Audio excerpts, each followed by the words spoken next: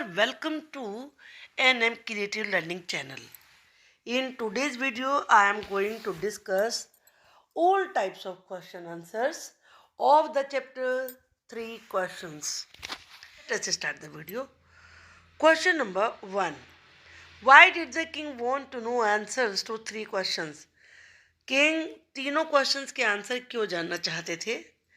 The king wanted to know the answers to the 3 questions because he thought उन्होंने सोचा that he would never fail कि वो कभी fail नहीं होंगे once he knew the answer to the questions अगर उन्हें एक बार इन तीनों questions के आंसर पता चल जाए. Messengers were sent throughout the kingdom. Messengers को पूरे kingdom में भेजा गया. किस लिए? To announce a reward for those who could answer the questions. उनके लिए रिवार्ड की घोषणा करने के लिए जो इन सवालों के आंसर दे सकें. Messengers were sent throughout the kingdom to announce a reward for those who could answer the questions. अब यहाँ पर आपको सेंटेंसेस को कंप्लीट करना है और उसमें जो एप्रोप्रिएट पार्ट्स हैं उनको ऐड करना है. Many wise man answer the Kings questions. बहुत सारे बुद्धिमान लोगों ने किंग के क्वेश्चंस के आंसर दिए. But their answers were so varied. Varied का मतलब विभिन्न, अलग अलग तरीके के. लेकिन उनके आंसर इतने अलग अलग तरीके थे that the king was not satisfied कि राजा संतुष्ट ही नहीं हुआ. समवन सजेस्टेड, किसी ने सुझाव दिया that there should be a council of wise man, कि जो बुद्धिमान लोग हैं उनकी एक ग्रुप, एक काउंसिल होनी चाहिए to help the king act at the right time, जो कि राजा को सही समय पर काम करने में हेल्प करें.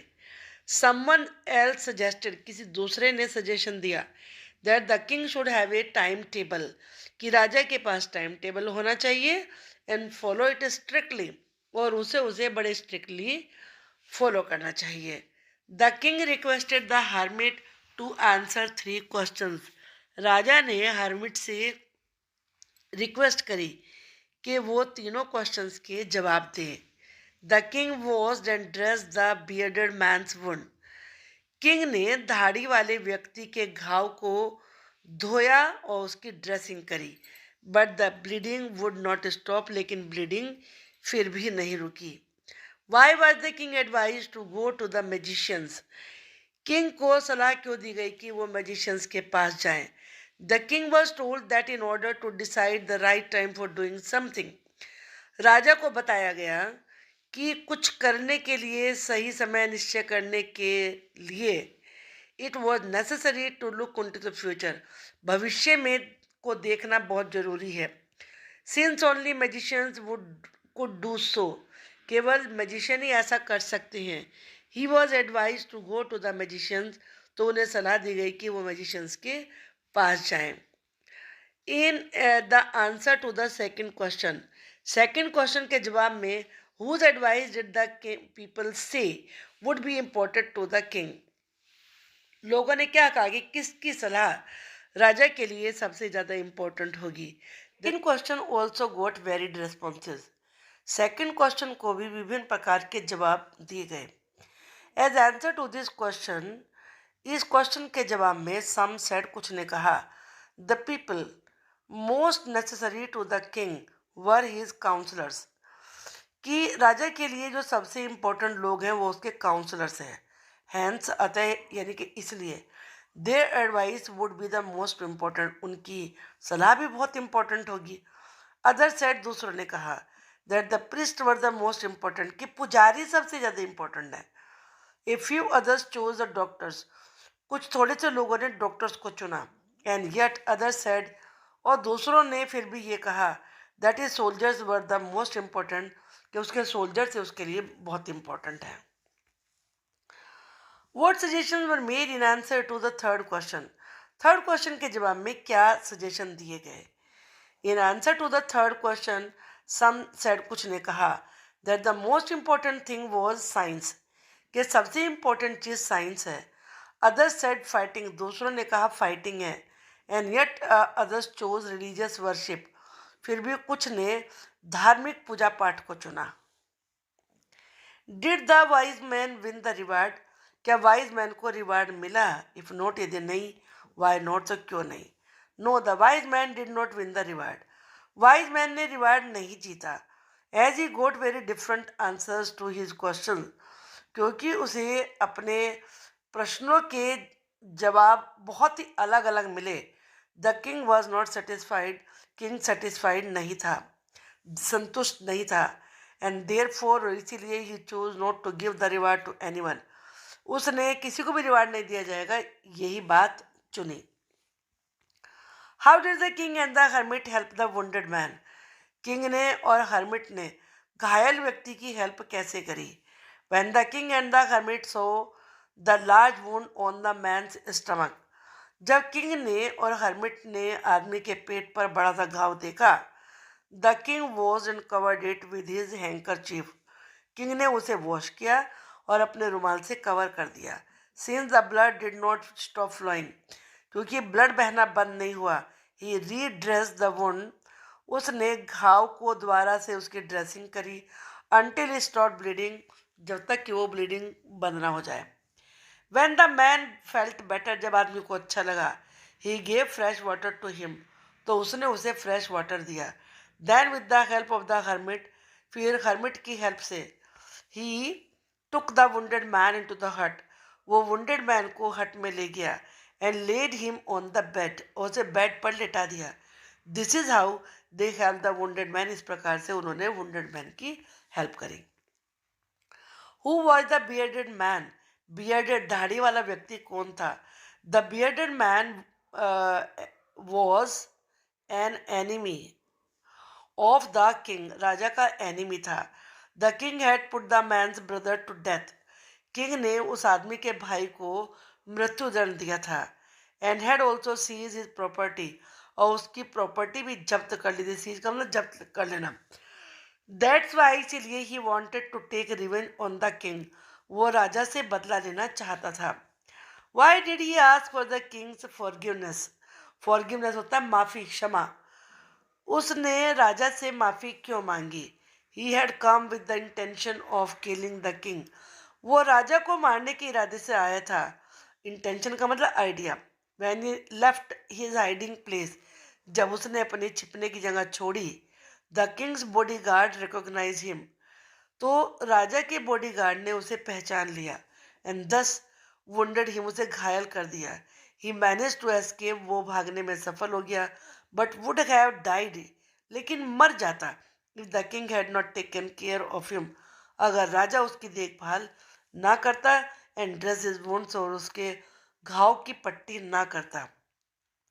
आयरनिकली, ये बड़ी विडंबना है, he was saved by the very person, उसे उसी व्यक्ति के द्वारा बचाया गया, वो life he wanted to take, जिसकी जिंदगी वो लेना चाहता था। That is why he asked for the king's forgiveness, उसने राजा से माफी मांगी। The king forgive the bearded man, राजा ने दाढ़ी वाले व्यक्ति को माफ कर दिया। What did he do to show his forgiveness, अपनी माफी को दर्शाने के लिए उसने क्या किया? The king forgive the man, राजा ने आदमी को माफ कर दिया। He showed his forgiveness by telling him, उसने ये कहकर अपनी माफी व्यक्त करी, that he would send his servants and his own doctor to look after him, कि वो अपने नौकरों को और अपने डॉक्टर को भेजेगा उसकी देखभाल करने के लिए। He also promise to give back the man his property, और उसने ये भी प्रॉमिस किया कि वो उस आदमी की प्रॉपर्टी वापस कर देगा। What were the hermit's answer to the three questions? Hermit के 3 सवालों के जवाब क्या थे? Write each answer separately. Which answer do you like most, तुम कौन सा आंसर पसंद करोगे और why? In answer to the first question, पहले क्वेश्चन के जवाब में, द हर्मिट सेड, हर्मिट ने कहा, that there is only one time that is important, कि बस एक ही समय इम्पोर्टेंट होता है, and that time is now, और वो होता है अब। It is only the time, ये एकमात्र वो समय होता है, when one has any power to act, जब किसी में भी कुछ काम करने की ताकत होती है। The hermit answered the second question by saying, hermit ने सेकंड क्वेश्चन का जवाब ये कहकर दिया that the most necessary person is the person, सबसे आवश्यक व्यक्ति वो होता है you are with at a particular moment, जो आप किसी विशेष पल में होते हैं। This is because no one knows what will happen in the future, क्योंकि किसी को नहीं पता फ्यूचर में क्या होगा, and whether he will meet any one else, क्या वो किसी से मिल पाएगा। The hermit's response to the third question was, hermit का तीसरे सवाल का जवाब था that the most important thing is to do good for the person no one is with, कि सबसे इंपॉर्टेंट चीज करने के लिए वो है उस व्यक्ति की भलाई करना जिसके साथ वो है। This is because all are sent into this world for that purpose alone, क्योंकि इस दुनिया में सारे लोग बस इसी उद्देश्य से भेजे गए हैं। All the answers are link to each other, सारे जवाब एक दूसरे से जुड़े हुए हैं, and have their own significance, और सबकी अपनी इंपॉर्टेंस है। अब यहाँ वो लिस्ट ए है और लिस्ट बी है। लिस्ट ए में वर्ड है, लिस्ट बी में मीनिंग, उन्हें मैच करना है आपको। वुंडेड, वुंडेड का मतलब होता है घायल, इसका सेम मीनिंग होता है सिवियरली इंजर्ड, बुरी तरह से घायल। एवोक, जागा। Got up from sleep. Forgive का मतलब माफ करना, पार्डन। फेथफुल का मतलब वफादार यानी कि लॉयल। पिटी का मतलब दया यानी कि feel sorry for. Beds for plants, plants के लिए बेड्स यानी कि क्यारी। स्मॉल पैचेस ऑफ ग्राउंड, जमीन के छोटे छोटे टुकड़े। रिटर्न, लौटाना यानी कि गिव बैक। इस एक्सरसाइज में यहाँ पर आपको कुछ ब्रैकेट में वर्ड दिए हैं, इनको फिलअप करना है। तो चलिए शुरू करते हैं इस एक्सरसाइज को भी।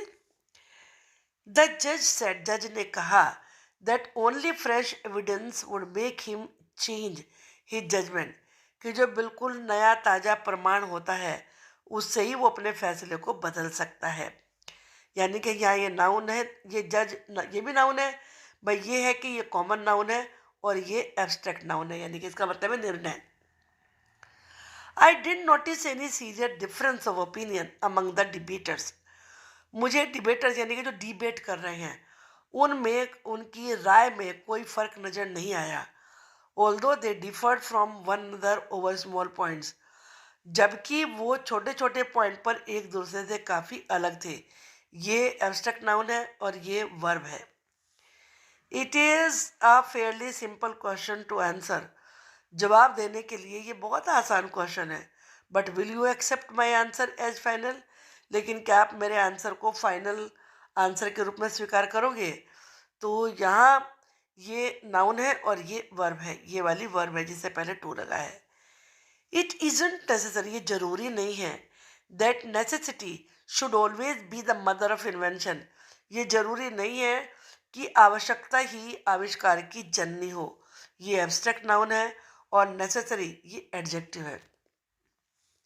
Hermits are wise man, hermit बुद्धिमान लोग होते हैं।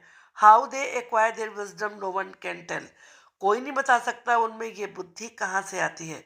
ये एब्स्ट्रैक्ट नाउन है, ये एडजेक्टिव है। The committee has decided to make Jagdish captain of the team, committee ने टीम का कैप्टन जगदीश को बनाने का फैसला किया है। The decision is likely to please everyone, इस फैसले से संभव है कि हर कोई खुश होगा।